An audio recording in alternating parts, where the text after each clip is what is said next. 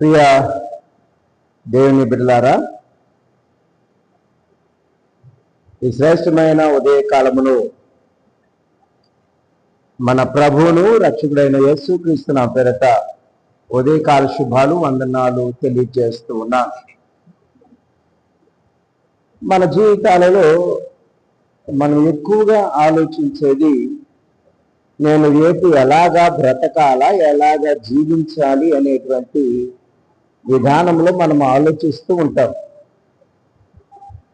కానీ ఈ దినమున జరగబోయేది మనం ఊహించలేము, మనం ఆలోచించటం లేదు. ఈ దినమున నేను లేచి ఈ దినమంతా నేను దేవునికి ఎలాగా ప్రయాణం చేయాలి, నా ఉద్యోగంలో, నా పనులలో, నా ప్రయాణములలో నేను దేవుని ఎలాగా గుర్తెరిగి నడవాలి, జీవించాలని మనము ఆలోచించలేకపోతూ ఉన్నాం.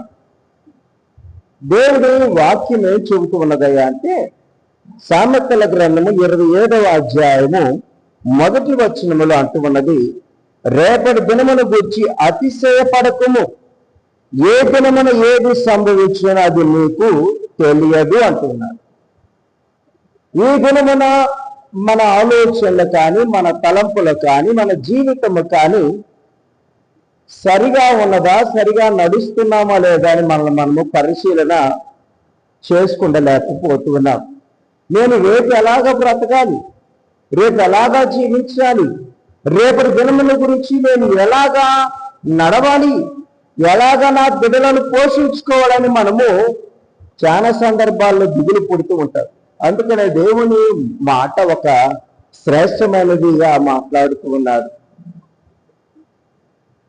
చిన్న పక్షులను చూడండి, అవి విత్తవు, కోయవు, కొట్టలో కూర్చుకొనవు,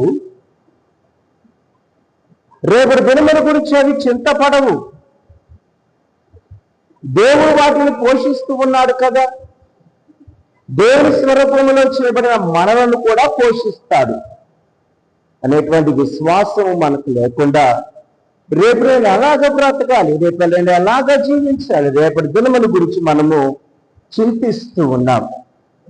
ఇంక ప్రియమైన దేవుని బిడ్డలారా, రేపటి దినమును దేవునికి విడిచిపెట్టండి. ఈ దినమున నువ్వు ఎలాగ జీవించాలి, ఎలాగ బ్రతకాలి, ఎలాగ నడవాలో పరిశీలన చేసుకుందాం. దేవుడు మరొక ఉదయకాలములు ఇస్తూ ఉన్నాడు. ఉదయంలో ప్రాతకాలములు లేచినది మొదలుకొని దేవునితో నడవటం నేర్చుకుందాం. దేవునితో సహాయ సహకారాలు కలిగిన బిడ్డలుగా జీవించడానికి నేర్చుకుందాం.